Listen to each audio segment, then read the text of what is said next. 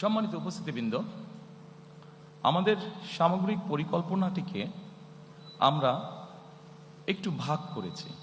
5টা স্তম্ভের মধ্যে বা 5টা ভাগে আমরা ভাগ করেছি এবং এই 5টা ভাগকে যদি আমরা দেখি, এর ভেতরে আমরা বাকি জিনিসগুলোকে নিয়ে আসার চেষ্টা করেছি। আমাদের কাছে যতটুকু মনে হয়েছে কোনটা কোথায় সামঞ্জস্যপূর্ণ, সেভাবে আমরা সেই ডিপার্টমেন্টের মধ্যে সেগুলোকে আমরা ইনসার্ট করেছি।